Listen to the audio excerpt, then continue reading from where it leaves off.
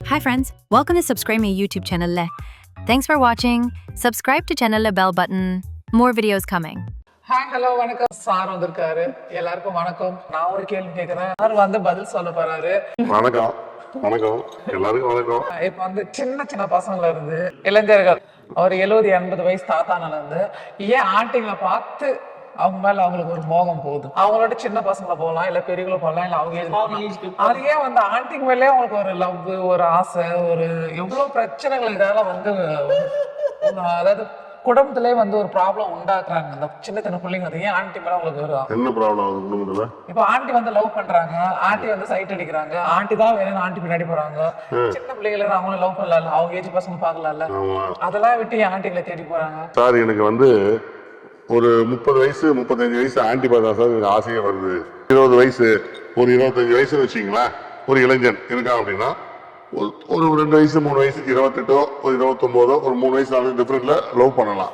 ஆனா சில இளைஞர்கள் 35 உள்ள வயதான ஒரு பெண்ணையோ ஒரு 40 வயசுல ஒரு ஆண்டியோ இவங்க நிறைய பேர் என்ன பண்ணா அவங்களோட செக்ஸ் பண்ணணும், அவங்கள அடையணும், அவங்க கூட ஜாலியா இருக்கணும் அப்படின்னு அவங்களும் நினைக்கிறாங்க. சில பெண்கள் நான் சொல்றது ஒரு சிலர் அப்படியும் கணவன் சரியா என்ஜாய் பண்ண மாட்டேன்றாரு, கணவன் கூட ஒரு அண்டர்ஸ்டாண்ட் இல்லாம இருக்கிறவங்க கொஞ்சம் அண்டர்ஸ்டாண்ட் மாறி இது மாதிரி இளைஞர்கிட்ட தவறான முறையில் போயிடுறாங்க. இது மாதிரி உள்ளது மகா தவறு. இளைஞர்களும் தப்பு பண்றீங்க, தப்பு. சில பெண்கள் சில பேர் கணவனுக்கு இது மாதிரி பிரச்சனை அப்படின்ற ஒரு முறையில சில பேர் தவறா போயிருங்க. வேண்டாம், தப்பு அப்படின்னு சொல்றோம். என்னென்ன பிரச்சனைகள் வரும்? இயற்கையா இளைஞர்களுக்கு ஒரு குறிப்பிட்ட வயசுல உங்களுக்கு கண்டிப்பா பெரியவங்க திருமணம் செய்து வைப்பாங்க. 21 வயசாச்சோ 22 25 27 திருமணம் செய்து வைக்கதான் போறாங்க. ஆனா நிறைய இளைஞர்கள் போதைக்கு அடிமையாகி தவறான முறையில மூத்த பெண்களிடம் தொடர்பு கொள்றாங்க.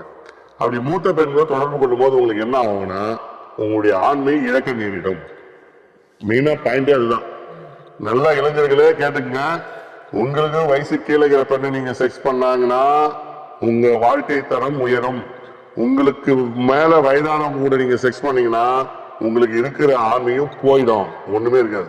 பீஸ் போன பல்பு தான் உறிஞ்சி எடுத்துருவாங்க, ஒண்ணுமே இருக்காது. உடம்புல சக்க மட்டும் தான் இருக்கும். நான் வெளிப்படையா சொல்றேன், எப்பவுமே வயசானவங்களை டெஸ்ட் பண்ணாதீங்க, ஆன்டி கிட்ட போகாதீங்க. ரெண்டாவது, இளமையில துடிப்போட இருக்கிற ஆம்பளைங்க நீங்க கண்டிப்பா என்ன செய்யணும், எப்படி செய்யணும், ஏது செய்யணும் தெரியாம போய் மாட்டிக்கினீங்கன்னா உங்களுக்கு நோய் தொற்றுகள் அதிகமாக வரும். மெயினா பால்வினை நோய் வரும், அடுத்து HIV நோய் வரும். செக்ஸ் பண்றீங்க ஒரு ஆண்டி கூட, அந்த ஆண்டி பாத்தீங்கன்னா உங்க கூட தான் இருக்கிறாங்களான்னு உங்களுக்கும் தெரியாது. நீங்க அந்த ஆண்டி கூட மட்டும்தான் பண்ணீங்களான்னு அந்த ஆண்டிக்கு தெரியாது.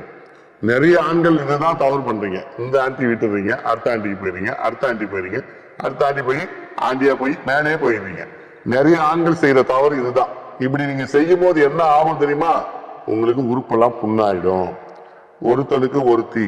இப்போ உங்க மனைவி கிட்ட நீங்க செக்ஸ் பண்றீங்க அப்படின்னா அது சைடு எஃபெக்ட் கிடையாது. அது உங்க மனைவி உங்களுக்கு மட்டுமே சொந்தமானவங்க. இன்னொருத்தர் மனைவிட்டு போய் நீங்க செக்ஸ் பண்ணும்போது அந்த ஆன்டி நல்லவங்களா கெட்டவங்களான்னு உங்களுக்கு தெரியாது. ஏதோ எமர்ஜென்சிக்கு போயிட்டீங்க. அதே மாதிரி இந்த பையன் இந்த ஆண்டிகிட்ட தான் போனான்னு அந்த அம்மாவுக்கு தெரியாது. எத்தனை ஆண்டிகிட்ட போயிருப்பானா அந்த அம்மாவுக்கு தெரியவே தெரியாது. அப்ப என்ன ஆகுது?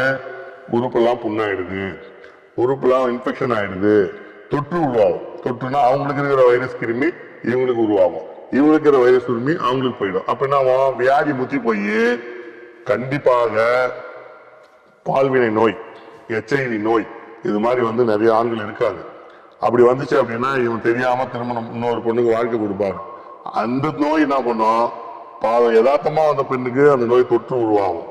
அப்புறம் அவங்களுக்கு சிகிச்சை, ட்ரீட்மெண்ட், மன உளைச்சல், குடும்பத்துல பிரச்சனை, சண்டை இது மாதிரிலாம் வருது. தயவு செய்து தவறான தொடர்பு இருந்துச்சு அப்படின்னா இன்னைக்கே துண்டிக்க வேண்டும்.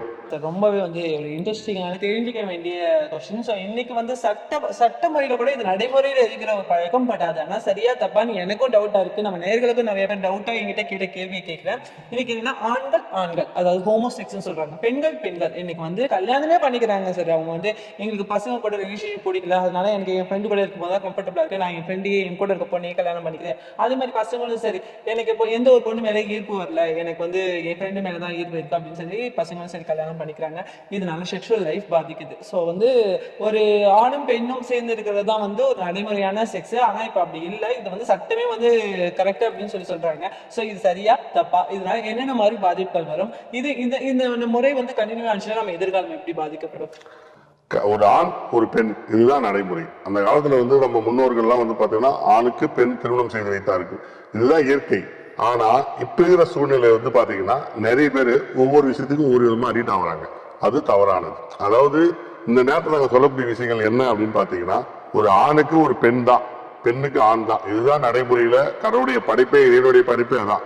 என்னுடைய கருத்து என்ன அப்படின்னு பாத்தீங்கன்னா, ஒரு ஆண் ஒரு பெண்ணுக்கு திருமணம் செய்து வைத்தால் அவங்க லைஃப் நல்லா இருக்கும். அதே ஒரு ஆண் ஒரு ஆணை திருமணம் செய்வதனால் கண்டிப்பா நல்லா இருக்காது. ஒரு பெண்ணை திருமணம் செய்வதா நல்லா இருக்காது. செக்ஸ் ரீதியாகவும் நல்லா இருக்காது, மன ரீதியாகவும் இருக்காது, உடல் ரீதியாகவும் நல்லா இருக்காது. என்னுடைய சொந்த கருத்து நான் சொல்றது என்ன அப்படின்னு பாத்தீங்கன்னா, அது மாதிரி ஒரு சூழல் இருந்தால் மாற்றி நீங்க ஒரு ஆணையும் பெண்ணையும் திருமணம் செய்து கொண்டால் நல்லது. இதுதான் நடைமுறையில சாத்தியம். இது மாதிரி இருந்தீங்கன்னா உங்க லைஃப் ஸ்டைல் நல்லா இருக்கும். இல்ல ஒரு ஆணும் வந்து மேரேஜ் பண்ணிக்கிறாங்க, பெண்ணு அவங்களுக்கு வந்து அடுத்தது ஒரு குழந்தைங்கிறது எப்படி சார்? அதுல வந்து அதுதான் நானும் சொல்றேன். அது வந்து மாத்தணும் அப்படின்னு நம்ம நினைக்கிறோம். அது அவர்களுடைய விருப்பம். இருந்தாலும் அது மாதிரி இல்லாம ஒரு ஆணும் பெண்ணையும் திருமணம் செய்து கொண்டால் குழந்தை பிறப்பு, தலைமுறை, இன்னொரு குழந்தை, இல்லற வாழ்க்கை, இன்பம், சந்தோஷம் இதெல்லாம் கிடைக்கும். இதுதான் நான் என்னுடைய சொந்த கருத்தா அந்த சேனல் மூலமா சொல்லிக்கிறது. Hi friends, welcome to subscribe my YouTube channel. Thanks for watching. Subscribe to channel bell button. More videos coming.